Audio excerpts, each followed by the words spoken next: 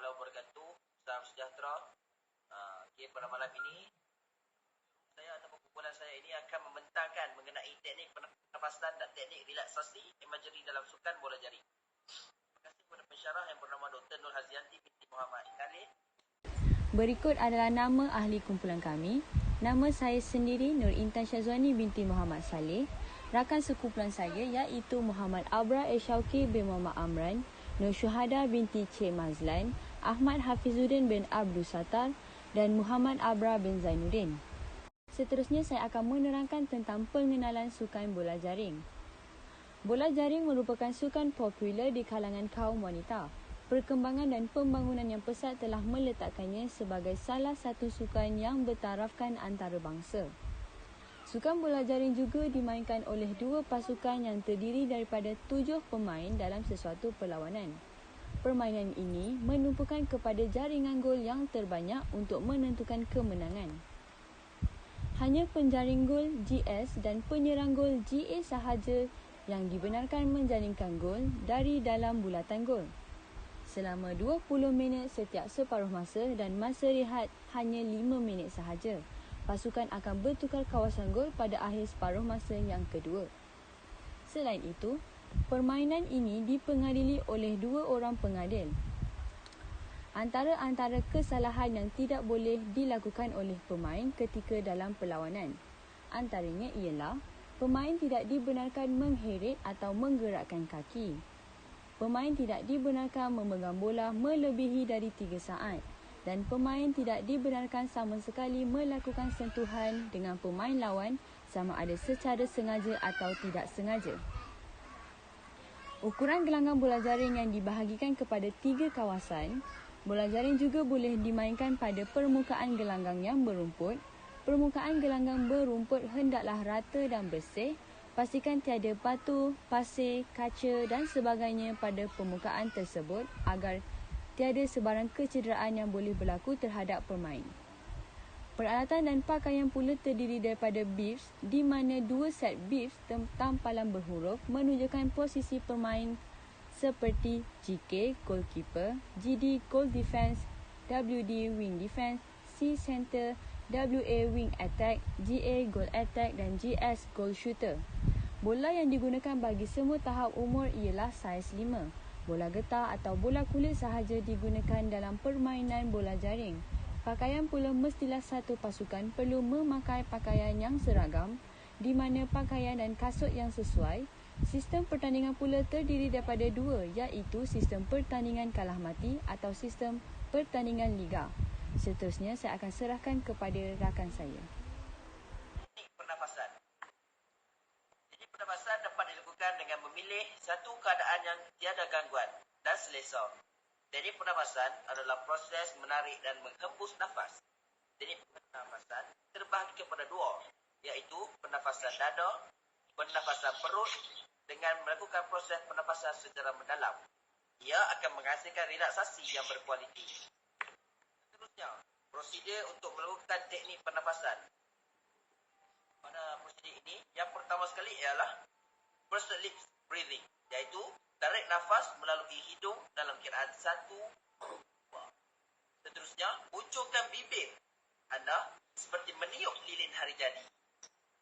Dan juga, hembuskan nafas perlahan-lahan keluar melalui bibir yang dibuncurkan dalam kiraan 1, 2, 3, 4. Lakukan secara berulang. Dan juga diafragmatik ataupun belly or dominant. Rehatkan bahu anda. Letakkan satu tangan di dada dan satu lagi di perut anda. Tarik nafas melalui hidung selama kira-kira 2 saat. Seterusnya, semasa menarik nafas, perut anda harus bergerak ke depan melebihi dada anda. Semasa menghembus nafas, secara perlahan-lahan melalui bibir yang dimunculkan, perlahan-lahan tekan perut anda. Ini akan menambahkan tekanan pada diafragma bagi mengeluarkan udara. Lakukan secara berulang. Seterusnya, kita akan melihat video teknik pernafasan. Hello, Assalamualaikum. Hari ini saya akan menunjukkan teknik pernafasan yang dipanggil pursed lip breathing dan juga diaphragmatic. Untuk bahagian perceptive breathing, ia boleh dilakukan dalam keadaan duduk dan juga berdiri. Langkah-langkah yang perlu anda lakukan ialah: yang pertama, tarik nafas melalui hidung dalam kiraan 2 saat. 1, 2. Langkah yang kedua, muncungkan bibir anda seperti anda meniup lilin ari jadi. Yang ketiga, hembuskan nafas perlahan-lahan keluar melalui bibir yang dimuncungkan dalam kiraan 4 detik. 1, 2, 3, 4. Lakukan teknik ini secara berulang-ulang. Okey, yang kedua iaitu teknik diafragmatik. Ia boleh dilakukan dalam keadaan duduk dan juga baring. Okey, untuk keadaan baring, yang pertama, rehatkan bahu anda. Kemudian, letakkan tangan kanan anda di dada dan juga tangan kiri di perut anda. Yang ketiga, tarik nafas melalui hidung anda selama kira-kira 2 saat. 1, 2. Semasa menarik nafas, perut anda mestilah bergerak ke depan melalui dada, melebihi dada. Yang kelima, semasa menghembus nafas, secara perlahan-lahan melalui bibir yang dimuncungkan, perlahan-lahan tekan perut anda. Ia akan menambahkan tekanan pada diafragma bagi mengeluarkan udara. Seterusnya, lakukan teknik ini secara berulang-ulang. Terima kasih. Teknik yang ditunjukkan tadi adalah satu teknik pernafasan yang sangat proaktif.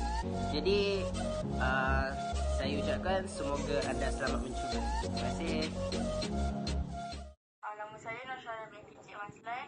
Seterusnya saya akan membentangkan tentang pengenalan relaksasi imagery. Pengenalan imagery melibatkan atlet membayangkan diri mereka dalam persekitaran yang melakukan aktiviti tertentu menggunakan semua diri mereka seperti penglihatan, pendengaran, rasa dan bau. Gambar-gambar sepatutnya mempunyai atlet yang berjaya dan berasa puas dengan prestasi mereka. Bagi Richardson pula mendefinisikan bahawa latihan imagery adalah suatu proses raktai penggambaran sesuatu aktiviti fizikal secara simbolik dalam minda. Latihan imagery juga banyak digunakan oleh atlet-atlet kelas dunia. Terdapat beberapa jenis atlet imagery iaitu imagery luaran dan imagery dalaman. Bagi atlet-atlet kelas dunia, mereka menyangkakan yang aktiviti jenis relaksasi imagery ini berkesan bagi mereka, sebab tu mereka apply dalam sukan. Seterusnya, latihan imagery juga sering digunakan untuk mempelajari kemahiran yang baru. Selain itu, menurut Adelaide, latihan imagery juga untuk meningkatkan sesuatu bentuk pergerakan, mengawal diri, mengenal pasti masalah dan memotivasikan diri. So, dengan latihan imagery, atlet itu sendiri boleh membayangkan teknik kemahiran dan skill yang betul. Bagi Barbara Brown dalam bukunya Supermind perlu menyatakan bahawa imagery sebagai tenaga asas yang membantu setiap individu dalam keupayaan mencipta atau mereka bentuk gambaran dalam mata minda untuk perlakuan sebenar pada masa dan tempat tertentu. Next, jenis imagery ada dua. First, imagery dalaman dan imagery luaran. Imagery dalaman berlaku bila seseorang itu dapat merasakan pergerakan seperti diri sendiri yang melakukannya. So, dia meletakkan diri dia dalam situasi tersebut, tapi dalam proses imagery. Contoh, cuba bayangkan anda sedang bersedia untuk menjaringkan gol dalam permainan bola jaring. Sekiranya anda dapat merasai setiap pergerakan yang dilakukan seperti anda sendiri sedang melakukannya, bermakna imagery dalaman sedang berlaku. Maksudnya dekat sini, kita imagine yang kita di tengah shoot. So, step by step kita shoot tu, kita boleh first mungkin berdiri seluas bahu kan. Ikut step by step dalam menjaringkan gol. So, bila kita dah letakkan diri kita dalam situasi tu maksudnya proses imagery dalaman sedang berlaku. Second, imagery luaran berlaku apabila seorang hanya melihat pergerakan tersebut. Pergerakan tersebut dapat dilihat dengan jelas, namun demikian tidak dapat merasai sensasi pergerakan tersebut seperti dapat merasa berat bola. Pada tahap ini, seseorang itu sedang beroperasi secara visual dengan melihat setiap pergerakan secara jelas sama ada dari televisyen, stadium atau sebagainya. Next, 4 jenis prosedur relaksasi imagery. First, relaksasi dan mengawal imagery. First, step is kena relax dan fokus pada pernafasan. Yang kedua, tumpukan perhatian pada tindak balas. Yang ketiga, badan tarik dan hembus nafas keluar. Yang keempat, imajinasikan bahawa anda sedang berada di tempat kesukaan anda. Ini untuk relaksasi dan mengawal imagery. Yang kedua, untuk merasakan sentuhan rasa dan bau. First, dalam bayangan tu, kita bayangkan ambil sebiji apple, rasakan pengupasan buah itu. Kiranya kita tengah kupas buah tu. So, kita rasa buah tu yang sedang kupas. Second step, bau apple itu golekkan atas meja dan gigit apple itu, seterusnya rasakan kemanisannya. So, dekat sini, selepas kupas, kita bau dan golek ke atas meja. Dan kita gigit. Lepas tu kita imagine rasa dia. So, pastikan bahawa anda boleh merasakan apple dalam imajinasi anda. Itu bagi jenis prosedur merasakan sentuhan, rasa dan bau. Yang ketiga, untuk membaiki kemahiran. So, pilih satu kemahiran spesifik yang ingin dibaiki. Yang kedua, rasakan anda melakukan kemahiran tersebut. Yang kedua, rasakan anda melakukan kemahiran terkini lebih baik daripada kemahiran lepas. Maksudnya di sini, contoh dalam bola jaring, kita ambil bahagian shooting. Mungkin selama ni kita shooting, tangan kita tak bengkok, straight je, macam kaku, macam kayu. So, kita imagine yang kita buat kemahiran yang betul. Next, ulang latihan ini beberapa kali. Dan yang keempat, beri perhatian pada aspek yang perlukan kerja yang lebih. So, kita kena tumpukan dekat bahagian mana kita kurang. So, bahagian tangan. So, kita lebihkan latihan dekat bahagian tangan dalam imagery. Yang terakhir, imagery dynamic, meletakkan diri kita ke dalam aksi tersebut. So, first, pilih satu bahagian dalam persukan anda, contohnya bola jaring. Yang kedua, rasakan atau lihat diri anda melaksanakan jaringan seperti yang anda mahu, yang terbaik daripada menjaringkan yang lepas. Yang ketiga, dalam keadaan bersedia, lihat ke arah ring dan ketahui sasaran yang difikirkan untuk membuat jaringan yang baik. So, seterusnya saya serahkan kepada Hafiz. Nama saya Ahmad Fizudin bernombor metrik I201910414. Saya akan menerangkan tentang prosedur contoh praktikal. Okey, yang pertama, kedudukan perlulah bersedia, iaitu berdiri, sebelah kaki di hadapan atau berdiri seluas bahu. Pegang bola dengan kedua-dua tangan. Jari dibuka dan melengkung. Ibu jari perlulah berada di belakang bola. Untuk yang kedua, kita perlulah membengkokkan siku dan membawa bola ke atas kepala sambil membengkokkan lutut. Fasa ikut lajak dengan meluruskan lutut, menolak bola ke sasaran dengan meluruskan tangan, dibantu oleh pergelangan tangan serta jari jemari. Seterusnya, dalam masa itu, melakukan kemahiran menjaring secara estatik, berdiri di atas kedua-dua belah kaki dan memastikan badan berada dalam keadaan seimbang sambil memegang bola dengan mengambil jarak 11 kaki dari tianggur. Yang step yang seterusnya, kamu mula berasa yakin dan melaungkan pada diri sendiri, aku boleh. Seterusnya, kamu terus melepaskan bola tersebut dan bola tersebut memasuki jaring dengan tepat tanpa terkena pada ring jaring tersebut. Yang keenam, bagus tahniah. Wow, power. Sorakan yang kamu dengar daripada guru dan rakan sekolah disertai dengan tepukan yang gemuruh.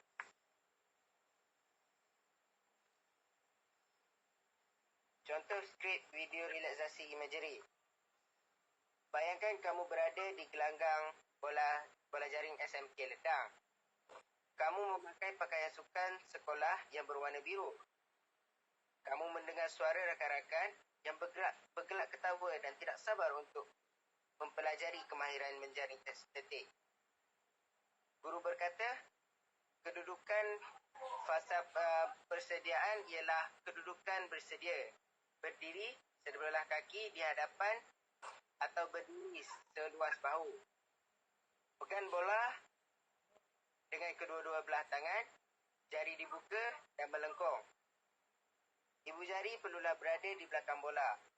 Kamu mula melakukan tindakan tersebut. Fasa pelaksanaan adalah dengan membengkokkan siku dan membawa bola ke atas kepala sambil membengkokkan lutut. Fasa ikut lajak dengan meluruskan lutut, menolak bola ke sasaran dengan meluruskan tangan. Ini dibantu oleh pergelangan tangan serta jari jemari. Otak kamu berasa tenang dan ringan seperti spring yang sangat fleksibel. Kamu menarik nafas sedalam-dalamnya dan merasakan udara mengisi ruang jantung kamu. Next. Dalam masa itu, kamu akan melakukan kemahiran menjaring secara estetik. Kamu berdiri di atas kedua-dua belah kaki dan memastikan badan kamu berada dalam keadaan seimbang sambil memegang bola dan mengambil jarak 11 kaki daripada tiang gol.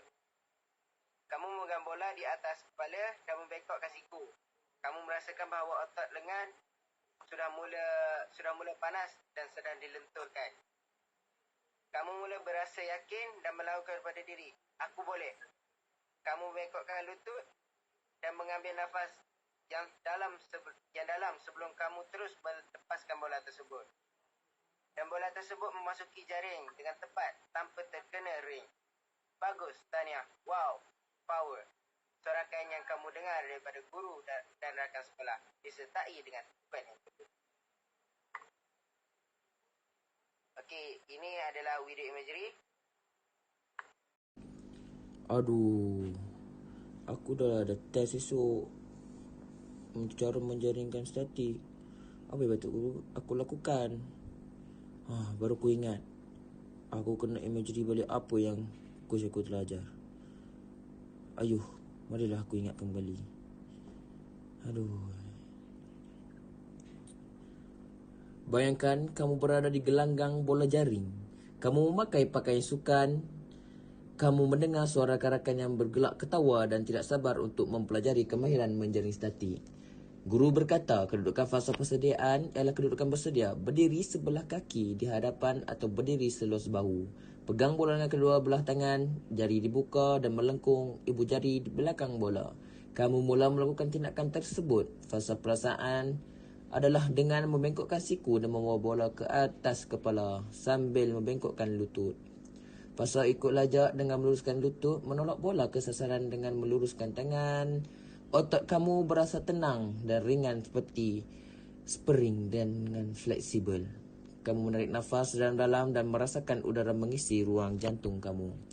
Dalam masa itu, kamu akan melakukan kemahiran menjaring secara estetik. Dalam keadaan seimbang sambil memegang bola dengan mengambil jarak 11 kaki dari tiang gol. Aku boleh! Kamu membengkokkan lutut dan mengambil nafas yang dalam sebelum kamu terus melepaskan bola tersebut. Dan bola tersebut memasuki jaring dengan tepat tanpa terkena pada ring. Bagus! Tahniah! Wow! Power!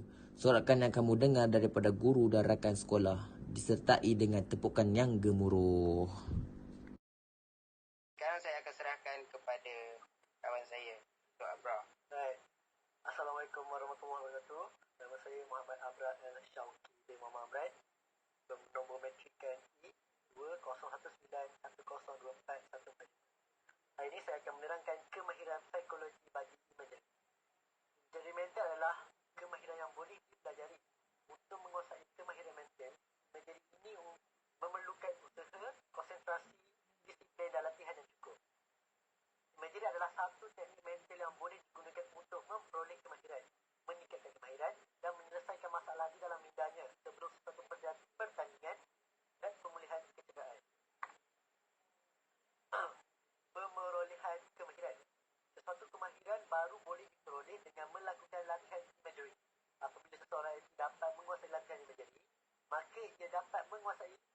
mulai dengan mudah. Imagery digunakan sebaik sahaja selepas latihan fizikal atau di antaranya adalah lebih berdekat. Dalam latihan imagery, perhatian hendaklah diberi kepada perbezaan sesuatu aksi yang baru dengan yang sedia ada pada pemain. Imagery mental juga boleh digunakan sebagai review untuk mengulang tayang keseluruhan atau sebahagian daripada prestasi yang telah dilakukan. Pertandingan. Latihan imagery boleh digunakan untuk membantu menyediakan tahap kognitif aktif untuk sesi latihan dan pertandingan akan datang. Imagery boleh menjadi alat bantuan untuk membuat latihan berdasarkan situasi pertandingan yang sebenar. Imagery digunakan untuk membantu atlet membuat gambaran strategi sesuatu pertandingan dan berlatih untuk meningkatkan aspek-aspek berkaitan permainan. Baik, penyelesaian masalah. Imagery juga mempunyai kebaikan yang boleh digunakan untuk mengamati atau memeriksa rutin atau kemahiran untuk mengesan masalah dan membetulkan dalam sesi latihan atau pertandingan. Atlet boleh menggambarkan dari pelbagai sudut pada keadaan normal dalam imagery untuk mengesan di mana masalah itu berlaku. Setelah dikenal pasti masalah tersebut, maka atlet itu boleh menggunakan latihan sebahagian kepada keseluruhan 4 tour dalam latihan imagery-nya sehingga ianya dilakukan dengan konsentrasi. Seterusnya, kemahiran fizikal bagi imagery. Pemulihan dari kecederaan. Kebanyakan atlet yang tidak dapat beraksi boleh melakukan latihan mental melalui pemerhatian. Mental imagery digunakan untuk cope dengan sakit di tempat kecederaan yang dialami. Ia juga boleh mempercepatkan pemulihan serta melindungi kemahiran dan prestasi fizikalnya daripada merosot. Satu teknik yang berkesan untuk mempercepatkan kesakitan atau kecederaan sembuh adalah dengan menggunakan visual untuk meningkatkan bekalan darah pada anggota yang cedera. Seterusnya, kesan fisiologi dan psikologi. Fisiologi dapat menurunkan tekanan darah, dapat oksigen yang mencukupi dan dapat mengurangkan tekanan pada otot. Psikologi pula, pemikiran akan menjadi lebih tenang, dapat mengurangkan perasaan yang gemetar serta menjadi lebih aktif dan bersedia. Kesimpulannya ialah, secara keseluruhannya, teknik pengurusan imagery ini dapat membantu seseorang atlet mahupun seseorang individu sebelum melakukan sesuatu perkara serta boleh diguna pakai sebagai latihan yang membantu dalam meningkatkan kemahiran asas sukan seseorang itu. Sekian sahaja daripada kumpulan kami. Sekian, terima kasih.